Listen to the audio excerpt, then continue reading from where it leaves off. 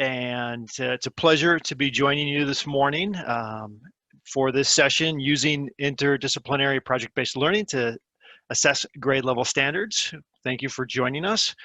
With that, I want to hand it over to our presenters to introduce themselves and jump into the presentation. Just a couple housekeeping notes. As we go through and you've got questions, please chat them in using the chat feature. We'll field those questions as we go. And then we'll also have some time potentially at the end to wrap up with some last minute questions. So thank you again for joining us, and I will hand it over to our presenters. Hi everyone, my name is Rebecca Cagle, and I am one of the 8th grade language arts teachers at Highlands Middle School.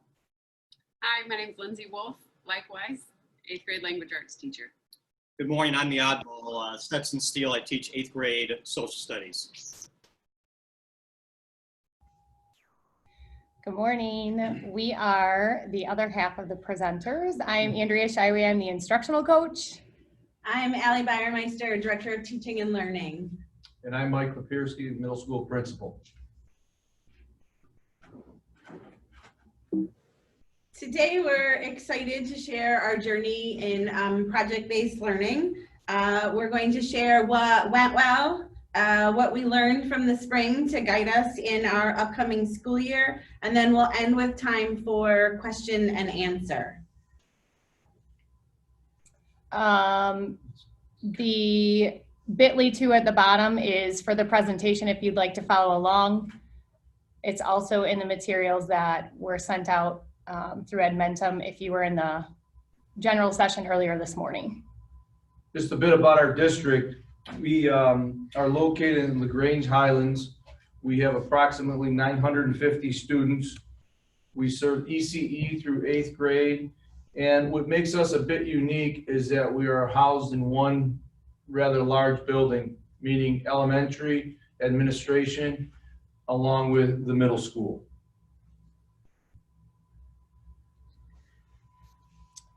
So kind of an overview just to give you a little bit of context on how we got to this place. Obviously, we were all in remote learning from March through June. And we started out with an A/B schedule, and each content area would push out assignments to students. And we lovingly refer to it as the hamster wheel because we would push something out and then the assignments would come back in. And there was a lot of competing schedules and a lot of Zoom overlapping and teachers needing to be able to collaborate with students in a more authentic way. In April, early April, we moved to a project-based learning approach, and our 8th grade team, they were really awesome early adopters and had a lot of this collaboration and planning already in place as we moved as a district to project-based learning. So they're going to tell you more about how they focused on the priority standards at the end of the year and used an essential question to guide their project-based learning and kind of what that looked like, what worked and what didn't work, and what we're going to do moving forward. First thing I want to mention, Mary Kinzel, our science teacher, is watching right now. Mary, it's good to see you. Mary, our science teacher, was part of this too. So when we started the project-based learning class, it was the 2 language arts teachers, social studies, and then science, and we worked together to develop the 2 projects that we're going to talk to you about. One of the first things we want to mention is right away for when we did remote learning in our own individual subjects, and then when we came together, we tried to keep practices for the students similar to what they had had during the year. So we had bell ringers, we had daily agendas, we had weekly agendas, we had learning intentions set up for them. And we realized that some of those things needed to look a little bit different with remote learning, but nonetheless, the practices were the same. And one of the things I wanted to mention was Mrs. Cagle and I started doing weekly videos for the kids. We would push those out to the kids every Sunday, and it became a running joke between the 2 of us. We had to preview each other's videos. We had to have a contest almost to see who could put their video out first. And it was a great way for us to realize, are we getting the information out to the kids that they need to be successful through the course of both the daily task and then the weekly task in this project-based learning class. To add on to that, we thought about practices that we currently did to keep routines the same, like Mr. Steele said, or Stetson, sorry. And then we thought about, okay, so sharing work. How are we going to share exemplary work? So we also shared some celebrations and highlights. We wanted to make sure that it was as routine, even though it's out of the norm and remote, for students to continue their learning. What you can see on this screen is one of the examples of what a learning intentions page would look like. So we had our essential question for the unit. We built relevance for the students. What's the purpose for the task that we're asking them to do? And then we aligned it with our content area standards, so they knew what they were working towards. We also included our success criteria, which helps to have that end picture in mind, because some of the tasks that they could choose were a little bit open-ended. So it had like that end point for them to know where they are in relation to their target.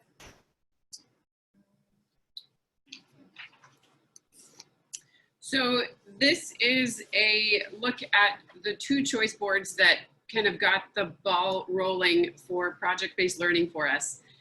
Before we got into this time capsule choice board, we determined that the individual subject area instruction wasn't working as efficiently as it could, and we switched to project-based learning.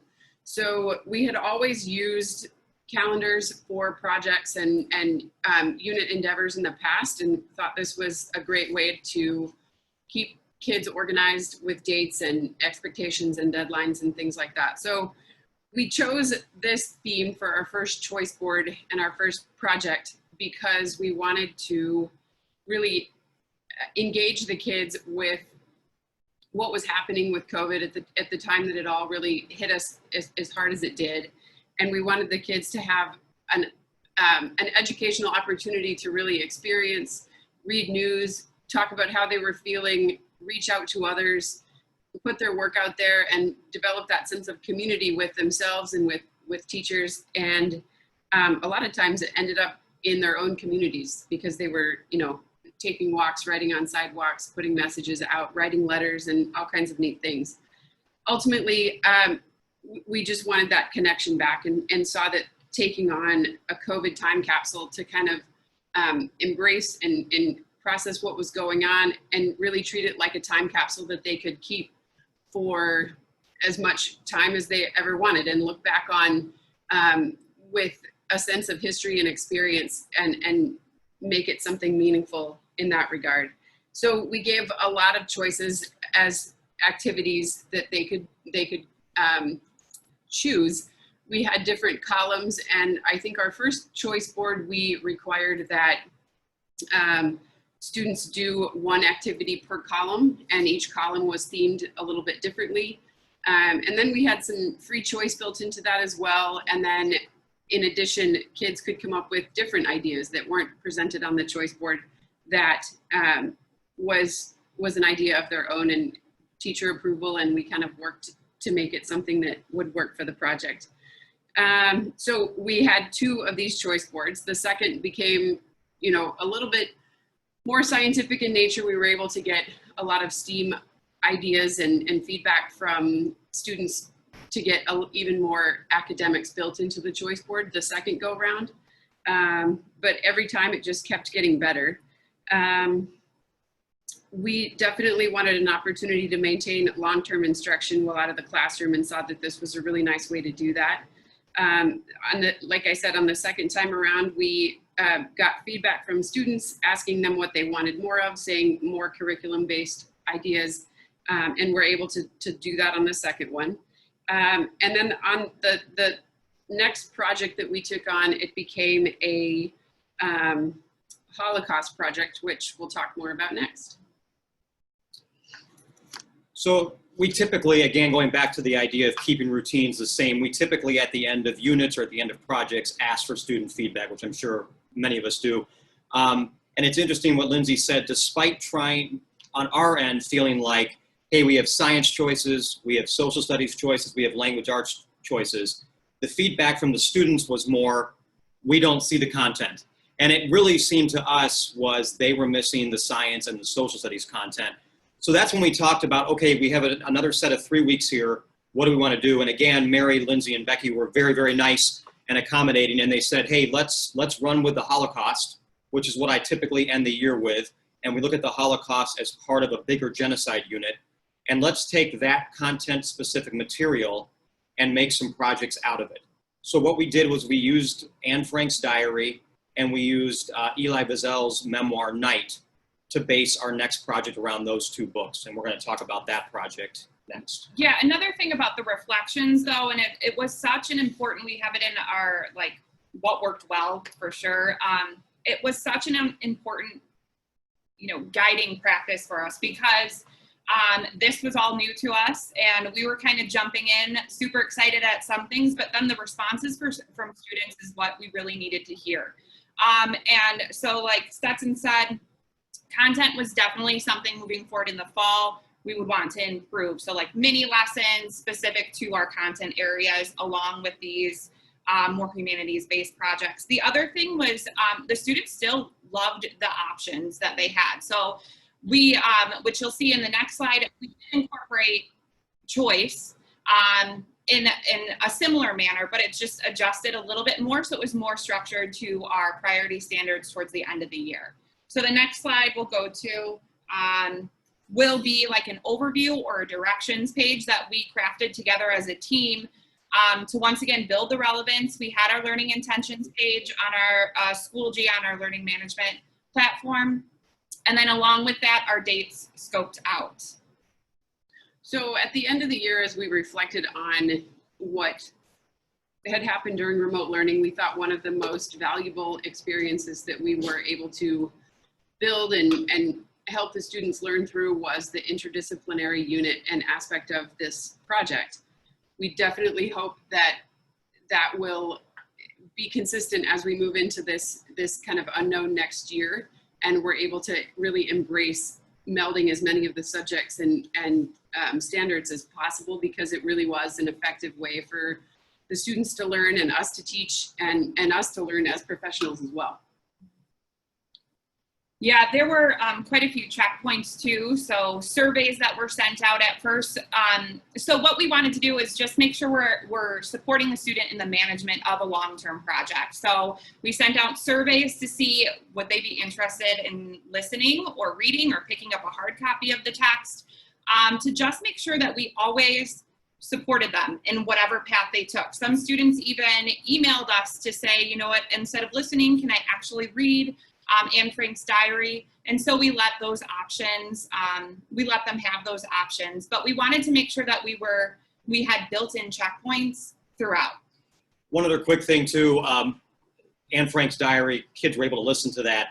And then Night, we found a PDF of it. And then we had students telling us they actually wanted a copy of the book. So Allie is in my room digging around through all my cupboards, finding copies of the books, and students actually swung by the school and were able to pick up a copy of the book. So it was nice that kids were able to read or listen in a format that was comfortable for them in the way they learn.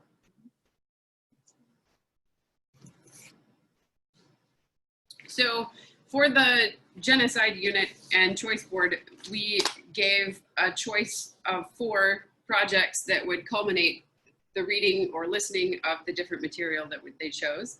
One of the first options, based on having read or listened to the Diary of Anne Frank, the play that was based on her diary, or some students, like was mentioned, read the actual diary. Students could choose the engineering project, where they would engineer a floor plan of a room in which a specific amount of people had to hide and all needs were accommodated for. And a lot of thought and planning went into making a different floor plan that was kind of in line with what Anne Frank's experience was during her time in Amsterdam. And then the other thing about the choices, I think I've done a lot of projects where you feel like there is one project that all the kids kind of gravitate to. I think it's fair to say for this, we had great variety, not only in the kids' choices for the projects, but the way they then decided to present that project to us. And that leads into that second one, the map. If you've read Eli Wiesel's memoir, you know that he travels to many different camps and experiences many different things. And so one of the things we wanted to give kids the chance to do was visually show what that journey looked like. And some kids did it old-fashioned on a piece of paper. Other kids used Google to map that out with pictures and interactive pieces to that. So that was a really cool way for kids to not only show his journey, but use a format that was comfortable for them. And then the third one, like I mentioned, normally in social studies, we tie the Holocaust in with other more modern day genocides like Rwanda, like Darfur. And so we allow the students to research a modern day genocide and kind of compare what happened in these more modern day genocides to what happened in the 1940s with the Holocaust. The last student option was to recreate a scene from the play that was either read or listened to. And this was a cool opportunity because so many iterations of the stage and play have been put on screen. So kids were able to, if they chose this, kind of see on YouTube different versions of the play and then recreate those with their family. A lot of kids use their family members and set up a scene at home and act it out as something short from the actual play with lines of dialogue and what have you. And it was a neat option to be able to extend that to the students. Throughout the process, throughout their reading, we had, originally there were like chapter questions that we wanted to check in to make sure that students were staying on track to finish their novels. And then we decided to go the reader response route where it's more about their thinking about the text. And so we checked in with them through reader responses. Also with these final projects, we early on asked them what they were most interested in, so we knew who was going to do a scene or a hidden room. And then they were expected to submit a draft where we gave them actionable feedback to make tweaks, to adjust, and then they had an extra week to submit their final draft. So we made sure to embed those check-ins throughout the process. And one of the big pieces to doing these books as part of this unit was we wanted to still have a book discussion, which would normally take place in the classroom. And along the way, Mr. P, our principal, kept talking to us about wanting to get more kids involved in the Zooming process. We had a kind of a standard group of kids that would come to our weekly check-ins, but we wanted to get more kids involved outside of that kind of norm group. And so we decided, let's try the idea of doing required Zoom calls for these book discussions. So we did 2 of these, and we actually broke into groups. Lindsay and I took a big group of kids, and then Mary and Becky took another group of kids. And we'll tell you in the next few slides that this is one of the things we definitely want to improve on. We did not get 100% participation, but what we did get is we had kids participating that I don't know if they would have participated the same way had we been in person. So the variety of kids that showed up to these discussions was great for us. And it was also very, very cool because the kids that did show up, they were absolutely invested in the books they were reading. They were invested in the content, and they had great ideas to share. One of the things that I really liked about this process was I've done book discussions in my room, but it was great to do book discussions with 2 language arts teachers to see how they run those. And one of the things that Lindsay came up with early on was, and you can see it on this slide, let's put out 5 questions for the kids ahead of time so they know exactly what we're going to talk about. And that way they were more comfortable coming to this required call, knowing that they needed to participate and could focus on one of those 5 questions. Yeah, to continue on that point, we had really taken on student discussion as an activity in our classrooms, all of us, throughout the year. So students were familiar with this, and we had always given the questions ahead of time. So preparation was solid and kids weren't thrown curveballs, but still had an opportunity to really organically move through discussion and agree and disagree and add on and have new thoughts and questions pop up. So we wanted those questions to be, we wanted multiple questions, and we wanted the students to be comfortable and prepared with their thoughts on the questions ahead of the discussion, in addition to a requirement that they were able to cite specific content from the reading or the listening in the discussion as well, and make it more of a text-based evidence required conversation. Yeah, and the last, with this slide, we just took a snapshot of what a calendar would look like, so you can see how we chunked the reading for the students. There were check-ins that we called them the required Zoom calls, but just, I think that was one huge element that helped a lot of students be successful was that it was chunked for them as they were working.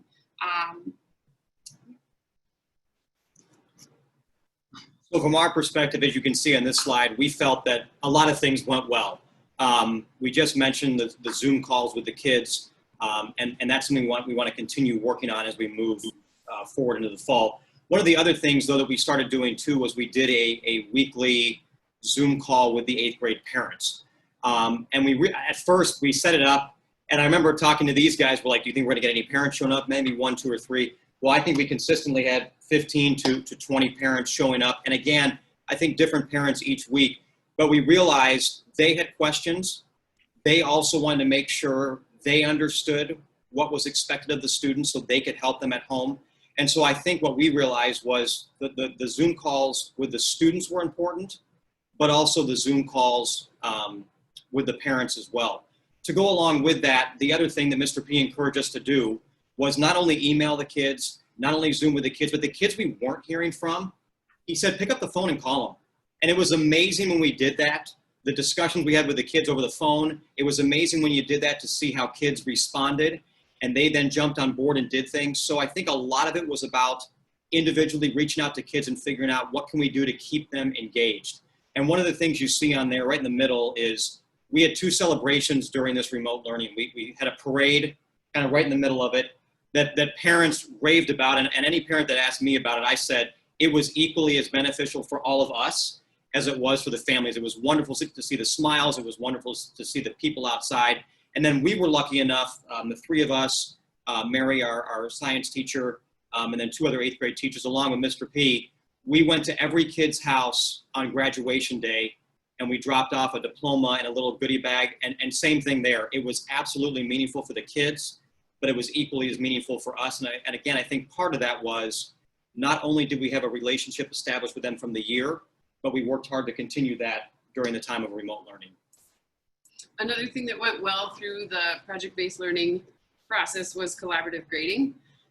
It was a great move for us to switch over to a project-based learning course in Schoology, and all students were in there with all of us as administrators of the course. And then similar to the discussions that we had about the texts, we were able to grade those same students. He would take an alpha slice and then I would, and we would switch off so that we would frequently see every student, but technically each assignment was graded by only one of us for half of the grade. And it was great to be able to bounce my thoughts off of him and vice versa on specific feedback that we had received or the product that was turned in from the students. And ultimately we were able to see all of them, but only grade some of them and make that as consistent as possible because it was split between the 2 of us. Yeah, to kind of go off that, the actual feedback that we provided for the students was super powerful. Even though we didn't require them to resubmit, many students we saw take the initiative to take our feedback, rework their assignments, and resubmit. Feedback, once again, was so important, so powerful throughout this whole process. The feedback from the students, I think, changed our practice a lot as we moved throughout, and even moving forward. Things that we're talking about this summer that we want to put into practice for, as long as we teach together, I think comes from what these students are saying, and it's something that is going to be ongoing for sure. Sure, I'll say, yeah, so obviously there's room for improvement, and there's things that we're discussing as a team. So participation, I think what was challenging, something we were trying to figure out is that it was a difficult time. And so we wanted to be cognizant of students' social, emotional learning and the struggles that they were going through at home, what they were dealing with, and then this balance of work in an accountability piece. So moving forward, I think we talk about how we do need to hold the students, accountable to high expectations because they can live up to those expectations, but also supporting, what's going on emotionally, I think is something that we can incorporate into our homerooms and, and throughout these things that we're learning, check-ins, phone calls. That was just something that we definitely needed to find a balance moving forward. And I think to go along with that, and I think it will continue to be difficult, is trying to get 100% participation, both in terms of the work being done and the Zooming taking place. As you can see in the fourth bullet point, our hope and our goal is this fall to kind of move into a humanities approach with the 2 language arts teachers working with social studies. And I think by doing that, we will find engaging ways to get the kids to participate and keep them excited about both subject areas, whether we are face-to-face or whether we are doing things remotely. And it was almost shocking how similar our standards really Right. were once we started to look at a common learning intentions document for these projects, that it was really uncanny how many things we do that are so in sync with each other, and the potential that we could really generate when coming up with these ideas. Anything else here? I think we're good on that. Okay. Allie, Andrea, Mr. P, anything on that? No. So before Becky talks about this, I'm going to give Becky all the credit for this. Becky did a wonderful job. She mentioned earlier, we all, when we were in person, we all celebrated student work. I always joke with my students, when my room is all whiteboards, something's not right, because I like to have stuff in my room, up in my room, and usually that is student work, exemplar work from the student. So Becky then worked on finding a way to not only share the student work, but share it with them and others within the district so they could see it. And so I'm gonna let Becky talk about what she put together to share the work. So this is just a screenshot of the website. We have the attachment.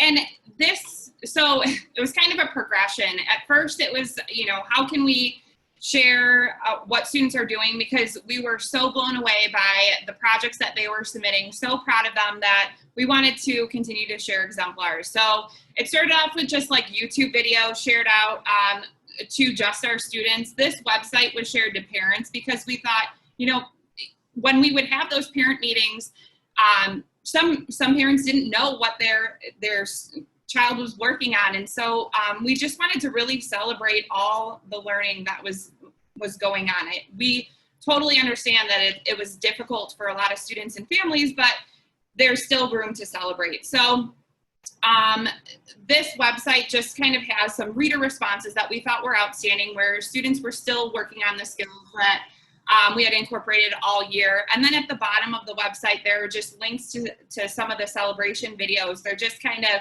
there's some music in the background and just clips of what kids were doing, but it was all so great. At the very bottom is just a celebration to, as a team, we put together a silly video just to let them know that we do miss them and we think about them every day that we're not with them. And so it was just a way to kind of compile everything together in one place.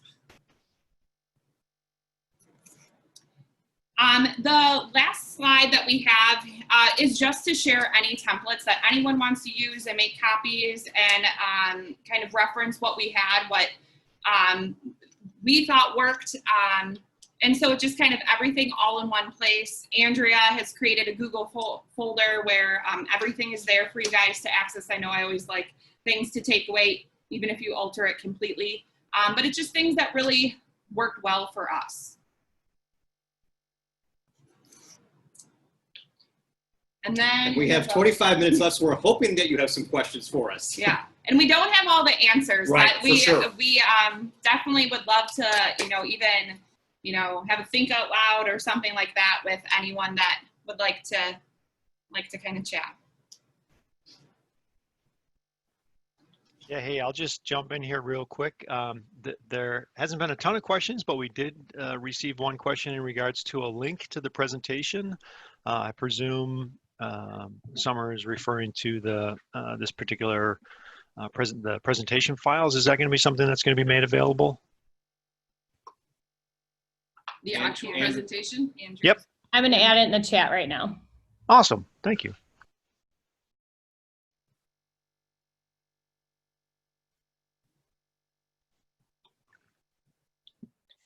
Can you speak at all to how you coordinated, since obviously you were having to coordinate off-site, how did you collaborate with each other? Yeah, a lot of Zooming. I think we went back and forth for a while with phone calls, but I think ultimately we resorted to Zooming to get things set up. And I think we were lucky that all of us, and again, Mary Kinzel included, are kind of forward thinking and not wanting to get behind the 8 ball. So I think we really worked hard to stay ahead of where we were with the students so that nothing was coming up kind of last minute. So Zoom, I think, was the main way we talked to each other and planned. Yeah, we also just collaborated on like a Google document. So like if we were not available at the same time, we had a document started, and even like with that, the first choice board document. So we were all able to go in and add something that would be specific to our content area, hyperlink anything. It was a whole big mess. And then we went in and picked out the things we wanted to share with the students. So Google Docs was a lifesaver. We had our team meetings, like Stetson said, via Zoom, and then kind of just like delegated, okay, you work on this, you work on this, or, you know, found a time to work on it if you needed a buddy to bounce ideas off of. But definitely Google Docs was a lifesaver. We were Zooming on a daily basis. For sure. And then we were able to prep materials and prep the Zoom meetings with students that we had planned for later in the day. And then oftentimes even we would stay on Zoom meetings and kind of reflect on how things went and look forward to the next one. So pretty frequent Zoom meetings at first, and then they became a little less frequent as we got the ball rolling and just had, you know, less to figure out and just more to reflect upon. I think the other thing too that we were very lucky is no one ever said no. Everybody was willing to, hey, I'll do this, I'll do that. No, I'll take care of it. So I think it was a great team effort. And I think, you know, I feel very blessed to work with people who absolutely want to say yes to help keep that ball rolling. Awesome, thank you. And it looks like there was a question that was chatted in by Elizabeth. I was unable to start at my new school due to COVID. What tips can you give me for my final start date of August 10th? Keep a smile on your face. Mr. P and I have talked about this. I think you can look at this whole situation as the glass is half empty or the glass is half full. And I think it's going to continue to be challenging this year, but I think you can take that challenge and make it fun and make it unique and try new things. That's what I think I liked best about this, was that I don't know if I ever would have tried some of this stuff if we wouldn't have been forced into this situation. So I think my best tip to you is be open-minded. And it's a great chance to try out things that maybe you've wanted to try but haven't been comfortable enough to try in the traditional classroom setting. I think one of the things that helped us be successful for students was to really lean on each other.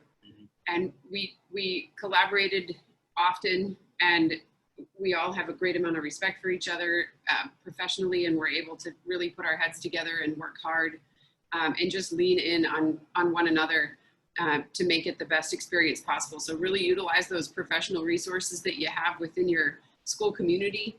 Even Mrs. Shai was a huge help in generating ideas and helping us execute them from start to finish. Always as an instructional coach, that's her superpower. But in this regard, it was extra helpful because we were all doing it in a more challenging way. So really just leaning in and trusting each other and learning professionally from each other. And I think the other thing realistically about leaning on each other is we all had a breaking point. And I think that's probably true for everybody watching this. At some point, we all had a I'm done, right? Lean on your friends, because ultimately these are my colleagues, but more importantly, they're my friends. And I think you have to use that support system because it is tough and you need people to lean on. So. Awesome, thank you. We do have another question here. What strategies did you use to facilitate productive book talks via Zoom? in terms of having kids pop into discussion without talking over each other and so forth? Yeah, I think that, well, that's a great question. Like Lindsay mentioned, it was, so having class discussions, we worked on a rubric this year, and it was something we practiced all year about, you know, those cues when you're, you know, it's your turn to speak, when there's the lull in the conversation. But Zoom is a whole other, you know, element.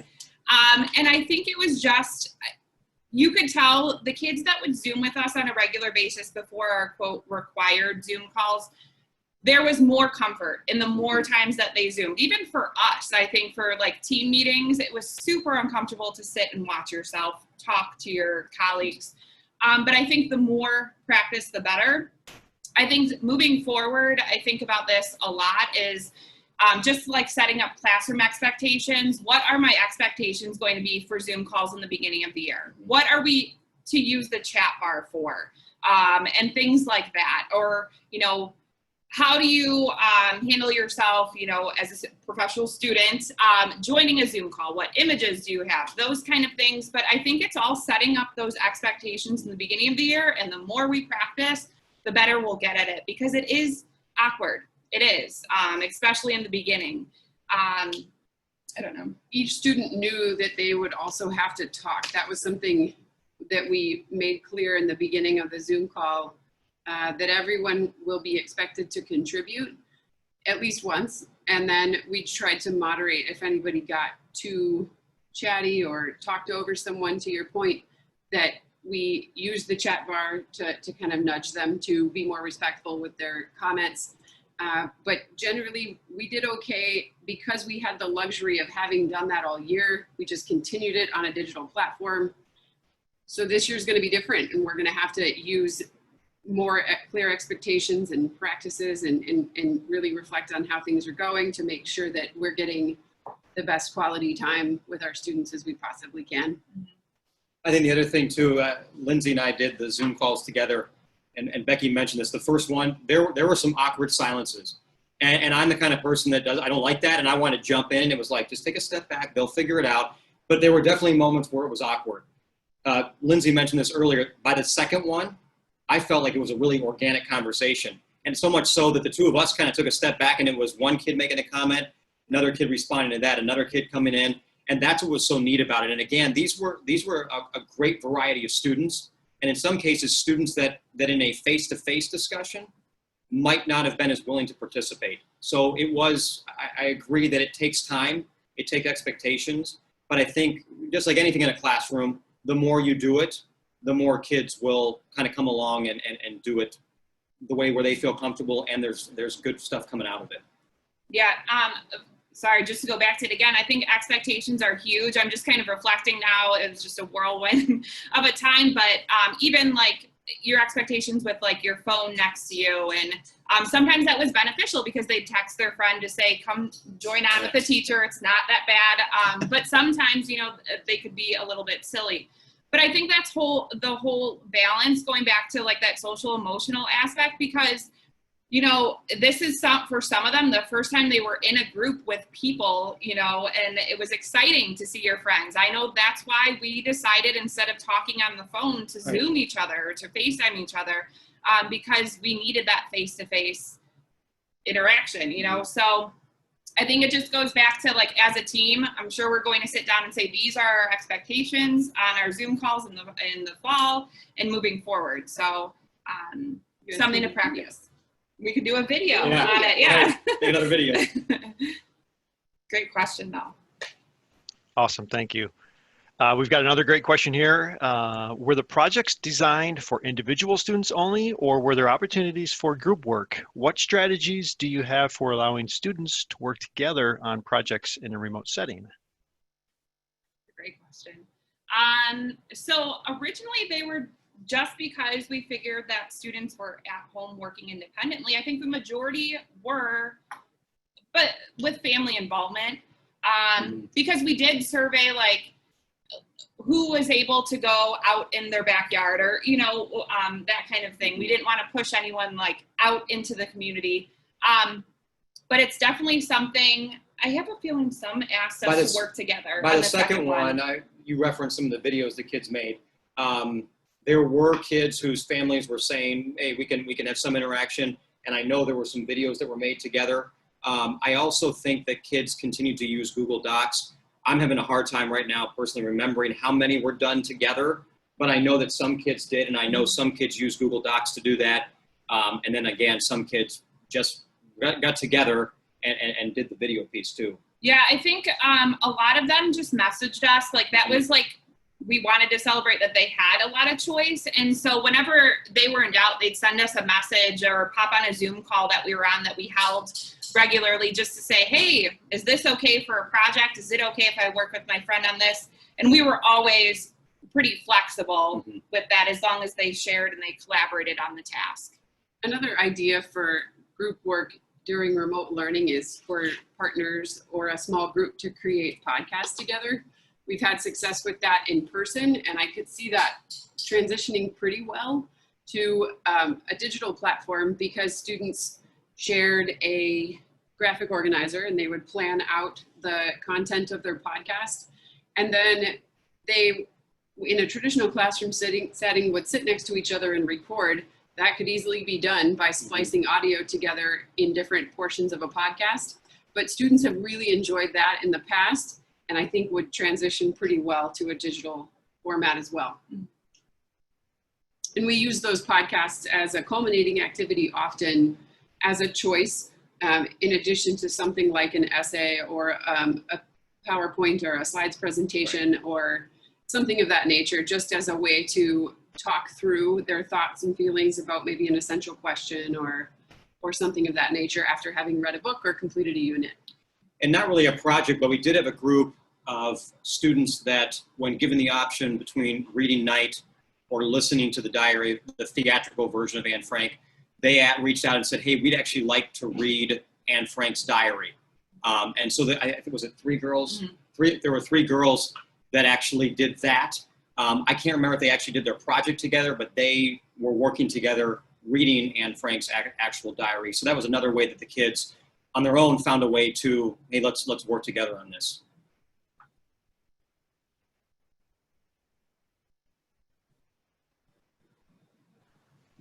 Awesome, thank you. No additional questions at this point. We can continue to field those, chat those in, and we can hang out for a few more minutes here. You want to show more? Oh, yeah.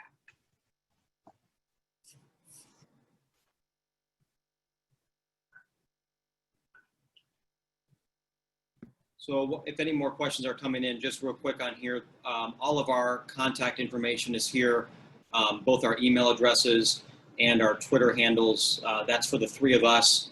And then also for Andrea, who's the instructional coach, Mrs. Bayermeister, who's our director of curriculum instruction, and our middle school principal, Mr. Papirski. We did get another question in here. Did every student participate in some way? Yes. Yeah. So we did have, I would say everyone participated. We had a handful that unfortunately did drop off a little bit. We called regularly, emailed, tried really hard to get some of them back, but we just had to be aware that, you know, some other things were going on in families that were out of our control. Yeah, we did stop by everyone's house though. Right. Just once again, because no matter what was going on, we just wanted them to know that we were there. But I'd say by the end, what would you say, like 75%? I'd say 75 to 80, yeah. Yeah, 75 to 80% of our 8th graders were still invested, working through the tasks, the projects, communicating with us. And I can't say this for everybody who participated, but when Lindsay and we graded together, I was really impressed with the continued quality of the students' work. And in some cases, I think I saw students whose quality of work when we were in person maybe was a step below the quality of work we were seeing here. And that could have had to do with the fact that they were more engaged in these two projects. It could have been the fact that, hey, I want to step up as I'm getting ready to go to high school. I'm not sure what it was, but I think all of us were impressed with the quality overall of the work that was turned in. I completely agree. There were some students that I didn't even recognize. I even talked to Stetson about a student, and he's like, oh, I see that all the time in my class. And it was the quality of work was just amplified because of the engagement in the unit project. I think that for some of those that we lost, like, I guess I would call it buy-in at the end, those few that did kind of fizzle out. If it was something that whether we were going to be, remote or in person in the fall, what we would do is this humanities approach. I think like setting the expectations, we would have that buy-in throughout, and it wouldn't be looked at as just a project. And I think that's why it kind of fizzled out for some, but. Right. Yeah. And that portion of students who we didn't have great production from is something that we want to focus on from day one leading into this next year, and really have strategies surrounding communication and encouragement and SEL to make sure that we get 100% and we won't let down until we've exhausted all of our communication and resources to get those kids on board. And one of the things that, as we were driving around in that graduation parade, Lindsay came up to me and she said, this might be a good idea to start the next school year. So if for some reason we aren't face-to-face with students to start the year, we as a team have talked about spending a day going to each student's house, introducing ourselves, just to have that face-to-face contact that I think all of us would agree played a key role in kind of keeping kids going or kind of jump-starting them to get going again.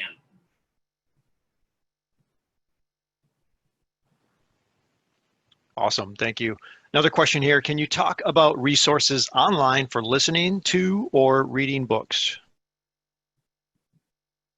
Our librarian had a digital library link. I don't have any specific information on that off the top of my head, but I think we could track it down. If anybody wanted to email any one of us, we could get that for you. But we have that option. Students with library cards to local libraries, that's not 100% of our population, but many of them had access to digital content that way. We did send home a lot of books, knowing that there was a possibility that this was going to turn into something longer than just a week or so.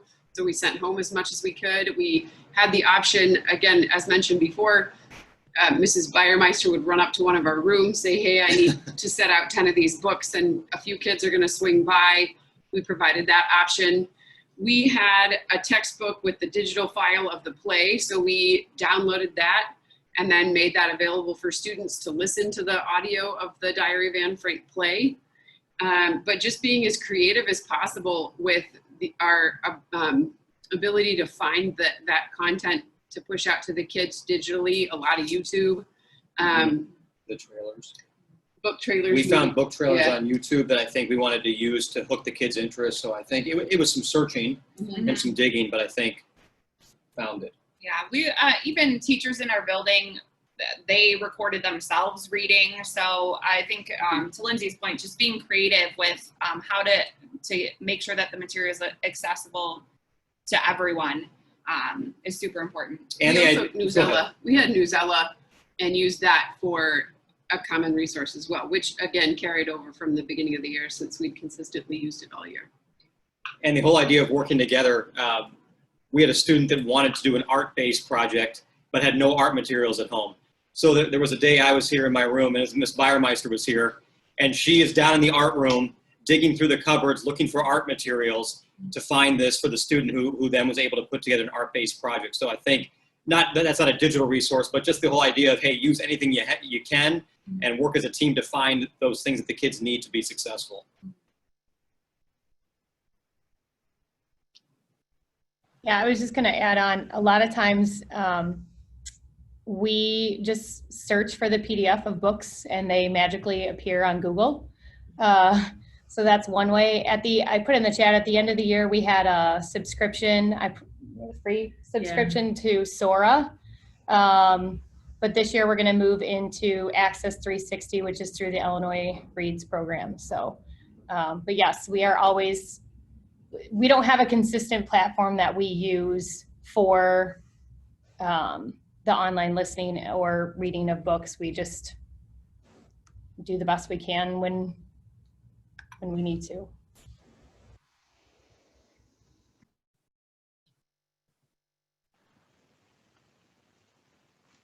Awesome, thank you.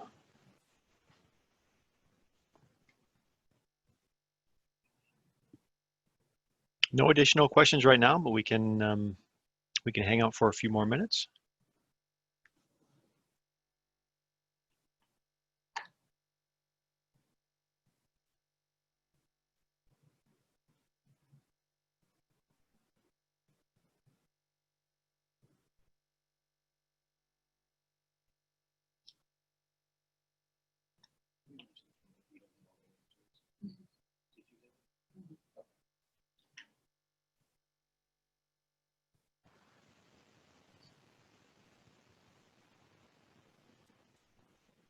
All right. Well, I think if there are no remaining questions, we will wrap this up, and just know that the resources will be available following the presentation, including the recording of this presentation. And thank you to our presenters here this morning. Very great information. We got a last minute question here. Is there any reason you didn't collaborate with math? We found that the math collaboration was a little bit too forced, and our math teachers were not able to cover their content as thoroughly as they would have wanted to, given the choice board activities and the very differing nature of language arts and social studies and science at times, but science certainly lends itself more to math. So ultimately it was a school-wide decision to keep math separate so that routine of the instruction and the practice could remain as consistent as it was to the in-person instruction. So it was really just kind of a group call on the math department's part, and a request that we certainly wanted them to feel like they could deliver their instruction the easiest way possible.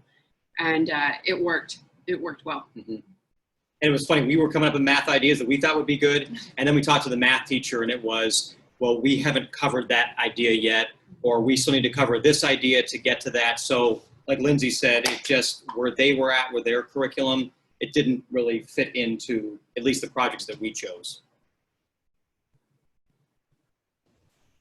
And I'll just add on to that, each grade level, as the 8th grade team has talked about, they kind of collaborated to create their own projects. So at other grade levels, like in 3rd grade, they did a weather theme, and their standards went along with measurement and data. So they did hit a lot of their math standards with that one. So it kind of just depended on the priority standards that the teams needed to cover at the end of the school year, and what authentically fit and would keep kids interested and engaged.